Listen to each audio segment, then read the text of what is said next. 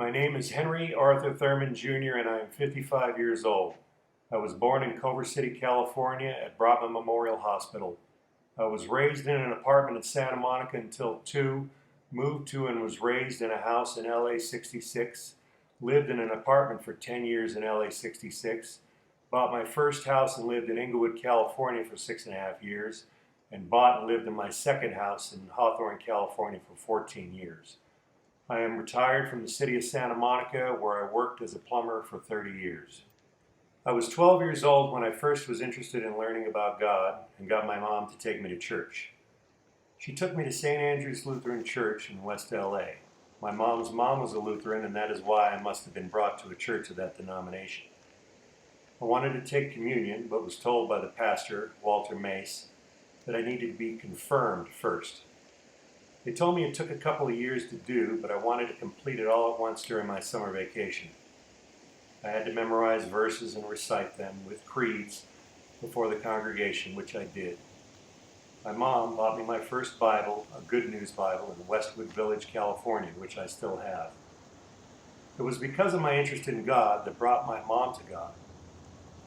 I attended that church with my family, my dad sometimes too, for many years. At 16, I experimented with champagne in a fountain at a wedding and experienced getting drunk for the first time. I liked it. I also remember taking cigars out of ashtrays and smoking them, then chewed tobacco, smoked a pipe, and then smoked cigarettes, etc. later. Junior high school friends led me away from church, and I experienced how unkind the world was. I did go to a Methodist church in Marina del Rey for a short time. I did well in high school, Venice High, but after graduating, got involved with bad friends, alcohol, CB radio, fighting, people affiliated with gangs, drugs, etc., etc. I had suicidal thoughts and one time overdosed from drinking a bottle of tequila, smoking crack cocaine, and taking a bunch of black beauties. The next morning, my mom had managed to get me to the family doctor, Dr. George Xarian in Culver City, to help me with a shot of sedatives.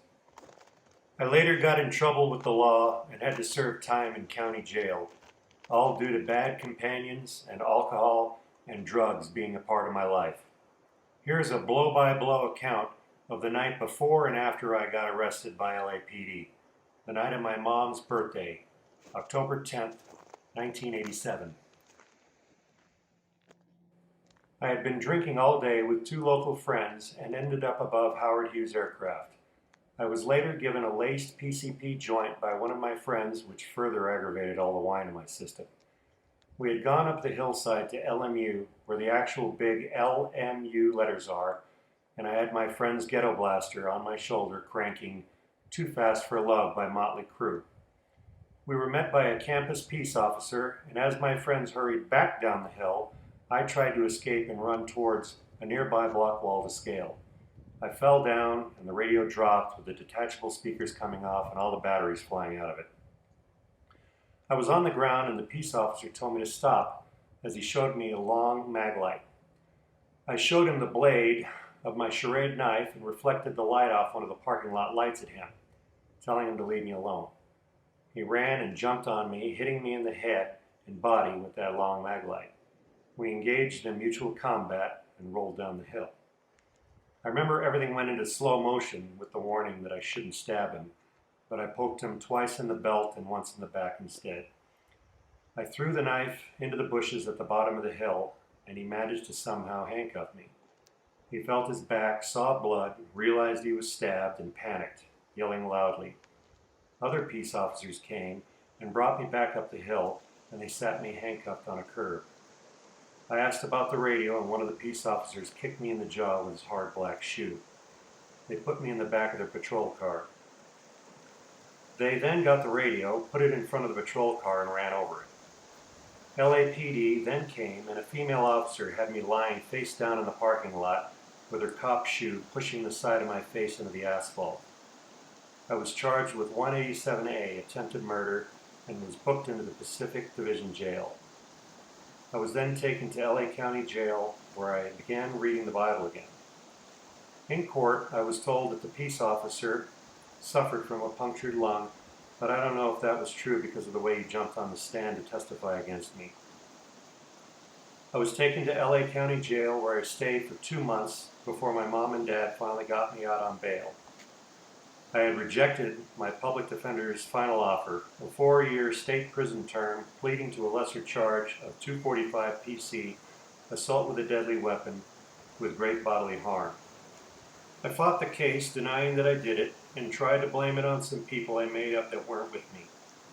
I later confessed to the crime to a supervisor, probation officer, and it was plea bargained down to 1 year in LA County Jail with the 2 months I had served as credit and a 5-year joint suspension.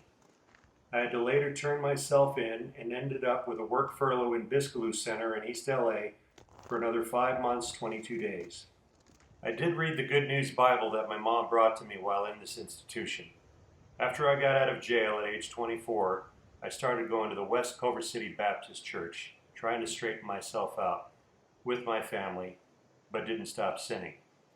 I was an afraid, hypocrite Christian. I was called by God to evangelize and to go into all the world and share the gospel with every creature. Instead, I limited myself to evangelizing an inner circle of friends and family, which didn't work. I was rejected and mocked, discouraged, and fell away from God. I was introduced to a girl in church, became involved with her in sex outside of marriage, and the girl became pregnant with my son. A lot of things happened with us trying to work things out, but it all failed. I ended up getting custody of my son in Van Nuys Dependency Court and lived with him and a hired nanny in my apartment in LA 66. I later went back to drinking and sinning, drugs, bars, and various girlfriends, etc. I was living in the fast lane, but was able to work my full-time job and keep my apartment. I was very manipulative and controlling and also abusive to my son. I was strict with him, but yet a good provider. This might have had something to do with the way I was raised in an abusive home with my workaholic dad, who also had a problem with alcohol. During a transition from a move from my first house in Inglewood, California to my new house in Hawthorne, California, I was staying at my mom's house. I had a girlfriend that had a little girl, and we would go on little mini excursions to hotels. We went to one in Hermosa Beach to do what we wanted to do and let her daughter and my son play in the pool, etc. I remember being in the hotel room and I disrespected my son by slapping him in the face with a dirty sock as he lied on one of the beds. We both fought and were actually choking each other out on that bed. I was so mad that I told him that he would have to change schools and go from Venice High School to Hawthorne High School, which he didn't want to do, along with other unreasonable, punishing, strict restrictions added to the list. I remember that I made my son a third wheel and put the girlfriend before him, shunning him.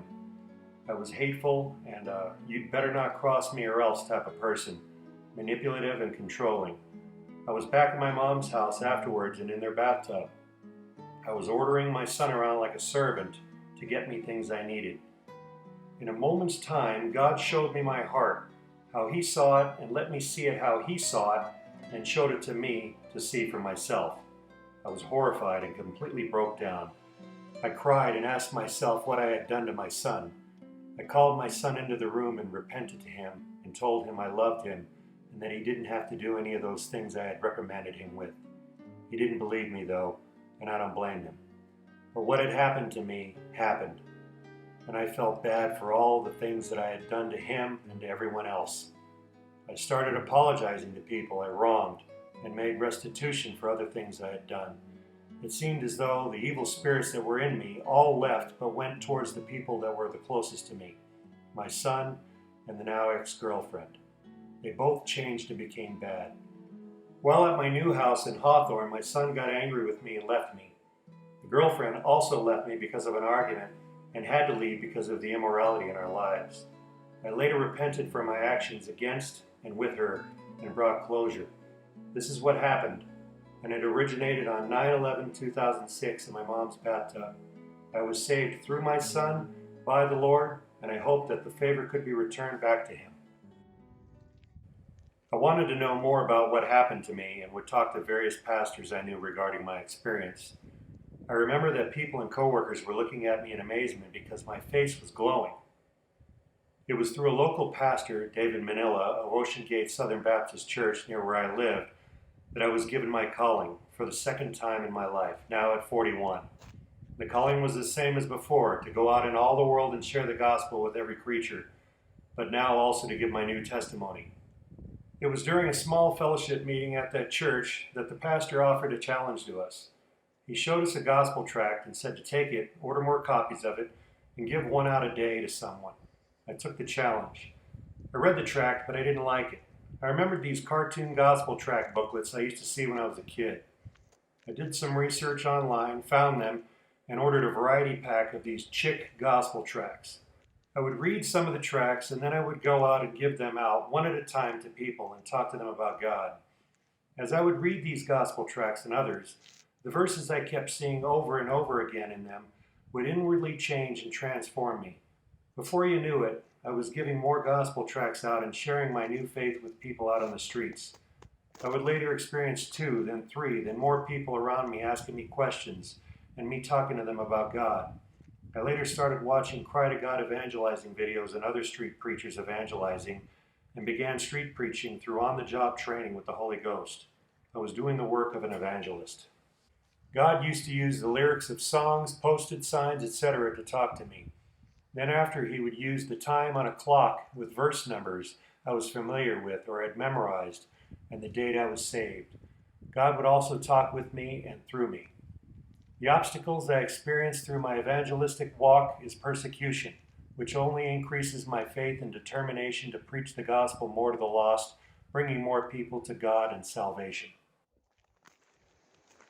My evangelistic calling was directed by God in having him specialize me in doing outreaches to lost souls trapped in sexual immorality at strip clubs and adult sex shops or adult video stores, and with those locked into the sin of gambling at horse tracks, places selling lottery tickets, and casinos.